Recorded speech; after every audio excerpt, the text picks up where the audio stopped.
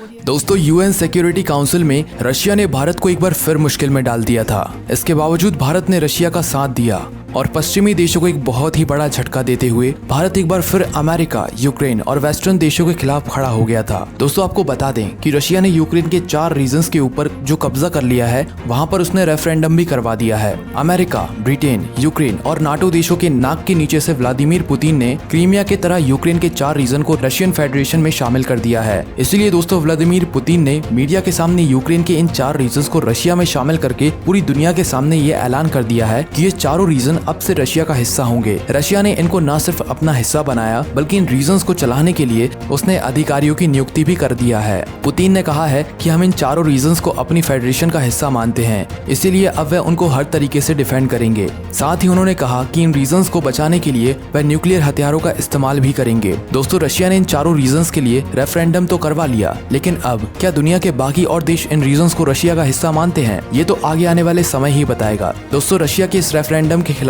America और Albania ने एक रेजोल्यूशन प्रस्तुत किया था, जिसमें रशिया के रेफरेंडम को इलीगल करार दिया गया था और रशिया के इस डिसीजन की निंदा करते हुए रशिया को इन चारों रीजन से अपनी सेना को हटाने के लिए कहा गया था। दोस्तों, क्योंकि रशिया भी नाटो का एक सदस्य है, तो इसके पास भी वीटो करने की पावर है और इसीलिए रशिया के इस रेजोल्यूशन को खारिज कर दिया और इसी वजह से नाटो में इस रेजोल्यूशन के ऊपर सबकी सहमति नहीं मिल पाई। लेकिन दोस्तों, ये रेजोल्यूशन काफी खास था, क्योंकि इस रेजोल्यूशन से ये पता चलना था कि रशिया के डिसीजन के ऊपर कौन से देश का क्या स्टैंड है, खास करके भारत का। दोस्तों, क्योंकि हमारे विदेश मंत्री जयशंकर से अमेरिका में ये सवाल पूछा गया था कि उनका रशिया के खिलाफ इस रेजोल्यूशन में क्या स्टैंड है, तो उन्होंने उसका जवाब देते हुए कहा था कि हम यूनाइटेड नेशंस में साफ करेंगे कि इस मसले के ऊपर हमारा क्या स्टैंड है। तो दोस्तों, भारत के इस मुद्दे के ऊपर अपना स्टैंड बिल्कुल क्लियर कर दिया है। दोस्तों, यूएन में इस रेजोल्यूशन के ऊपर वोटिंग हुई थी और जिसमें 10 देशों ने यूएन सिक्योरिटी काउंसिलिंग में हुई वोटिंग के पक्ष में वोट दिया, 4 देशों में एब्सटेन किया और 1 देश ने यानी रशिया ने वीटो किया। दोस्तों, बाकी देशों ने मिलकर भारत के ऊपर दबाव बनाने की कोशिश करी और उन्होंने रशिया की कड़ी आलोचना करते हुए भारत को भी रशिया के खिलाफ रेजोल्यूशन का समर्थन करने के लिए कहा। लेकिन वहीं भारत, चाइना, ब्राजील जैसे देशों ने मिलकर इस रेजोल्यूशन की वोटिंग में हिस्सा ही नहीं लिया। दोस्तों, भारत ने रशिया के खिलाफ हो रहे रेजोल्यूशन की वोटिंग में ना तो पक्ष में कुछ कहा और ना ही इसके खिलाफ कुछ कहा।